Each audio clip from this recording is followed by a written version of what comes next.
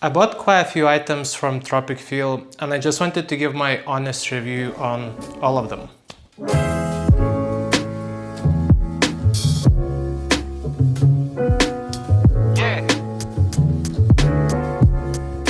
As someone who loves to travel and values multifunctional, well-designed, minimalistic products, I'm definitely a target audience here. I bought most of the items myself. Some of them were presents from friends and family, so Tropicfeel didn't send me anything and this video is not sponsored in any way. Okay, so let's start with the backpack. I went with a shell backpack because it felt like a good balance between an everyday carry and a travel backpack. Honestly, I'm quite happy with it overall, but it can be improved. I really like that you can easily adjust the size of the backpack. Most of the time I don't end up filling it up to the max, so I leave it tightly strapped together. If I'm traveling, I usually use a wardrobe system, which I will talk about later. For that you do need to loosen up the straps and it does become a significantly bigger backpack. Based on specifications, it goes from 20 liter to 40 liter backpack. It doesn't specify what the storage is without the bottom pocket, but I imagine it to be from 30 to 35 liters. Talking about bottom pocket, I do like it quite a lot. You don't want to have your wet clothes or shoes in the same compartment as your clean clothes, and that's exactly what this pocket is for. I use it all the time when I go to the swimming pool or if I have to store something extra, like a coat or shoes. At the bottom of it you have elastic bands where you can tuck in a raincoat or let's say a t-shirt you are drying up. Depending on what you have inside this extra pocket, it can make the backpack a bit unstable if you are putting it straight. Then you have a hip belt. By no means it's the most comfortable hip belt out there, nor does it have any additional pockets. But this must be one of the few backpacks with a hip belt that you can easily tuck away when you don't need it. And I like to have that option.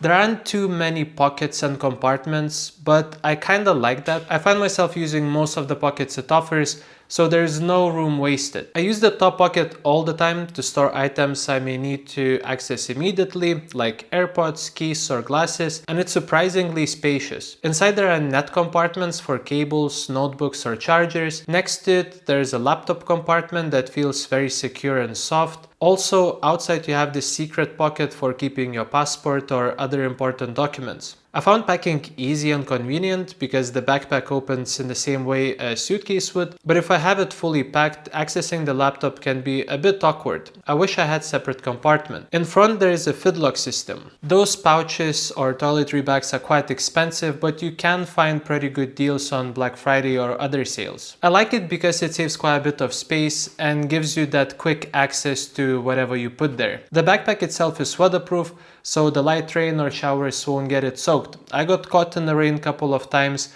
and nothing inside got wet. So yeah, good job Tropicfeel. The side pockets are a bit hit and miss. They have elastic bands so you can store a big bottle of water or a tripod quite easily, which is nice. But they are not very snug and things easily fall out if you bend to tie your shoes or pick something from the floor. To avoid that, you have to use this strap on the side to secure whatever you put there. But if the item is not long enough, well, tough luck. If you're flying with budget airlines like Wizz Air or Ryanair, this backpack, even with all the accessories, will fit under the seat. And with the wardrobe system, you can pack quite a lot. Talking about wardrobe system, depending on your Instagram algorithm, you probably have seen it more than once. At least that's how they got me. Is it good? Yes. Does it save space? Also yes. Some reviews say that it takes more space than it saves. And it's true if you're not fully packing it up. Whenever I go for 2 or 3 day trips, I'm leaving it behind.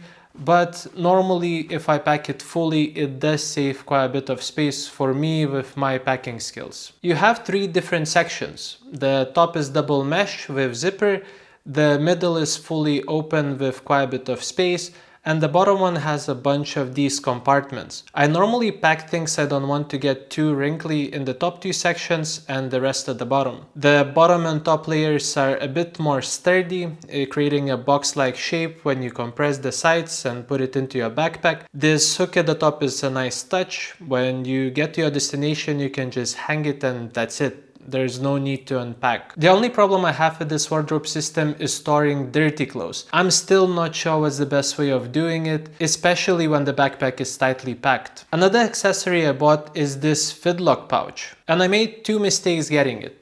First, I didn't realize that they have different colors, so I didn't really match it to my backpack. And the second one, I wanted a toiletry bag, but I got this one. This pouch is designed to store cables and tech. And to be honest, I'm not very comfortable keeping that outside of my backpack. So in the end, I used it as a toiletry bag, and so far it worked pretty well. You can pack essentials like a small toothbrush, deodorant, perfume, and quite a few travel-sized bottles, or whatever you need. You can quickly unfasten it and take it with you. Also, I like to unfasten it when I'm going through airport security and store my liquids there, and I never had issues. That said, it is quite small. Of course, I'm not using it as it was designed to be used, but even if I were, you cannot store too much tech in here. There is enough room on compatible backpacks, so I'm not sure why they didn't design it to be a bit bigger. So I think it's a bit of a miss. I personally wouldn't buy it again and would go for toiletry bag instead, unless they redesign it in the future and make it a little bit bigger. Next up, shoes. This is their bread and butter, and honestly what they offer is very tempting. I personally bought 3 pairs, I returned 1 pair and kept another 2. Let's start with the ones I kept, and then I'll tell you why I returned my first pair. I have a black pair of all-terrain age-dry shoes and white pair of dunes. All-terrain shoes are very versatile. I took them as my only shoe for a 7-day cycling trip from Porto to Santiago de Compostela, did a few day hikes and used them a lot in the city, and so far I had no issues. I didn't need to bring them in, they were comfortable from day one. The sole has good traction, so even when it was wet outside, I didn't feel like slipping. I didn't try to use them in snow though. They are waterproof, which is nice, and even if you do get them wet, in my experience, they do dry up quite quickly, which is kind of what you expect when you buy these shoes. I tend to use them in colder months because they do keep your feet warm, but they are too warm for my taste to use in Barcelona during summer months. If you live somewhere colder, it's probably not gonna be an issue. When it gets warmer, I use these white dunes most of the time.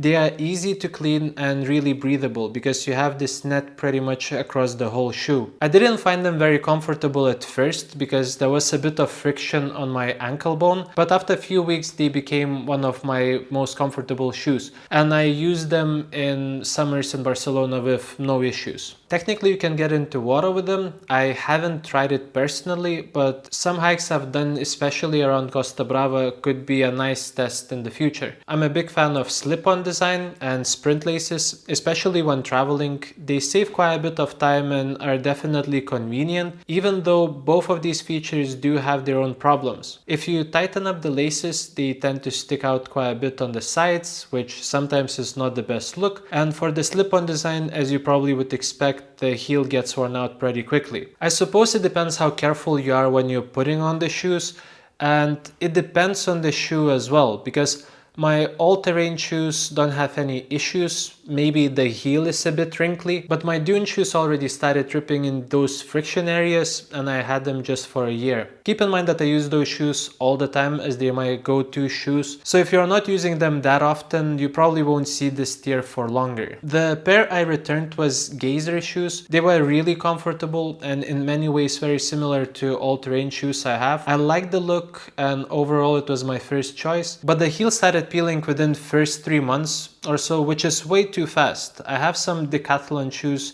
that are 3 or 4 times cheaper and they last me for years. So I did create a support ticket and customer support was actually really responsive. And even after 4 months, I could return those shoes with full refund, which is great. So yeah, that's my experience so far. Let me know what gear you are planning to buy and what you'll use it for. Let me know in the comments down below. If it was useful, don't forget to leave a like, and I hope to see you in the next video. Bye bye.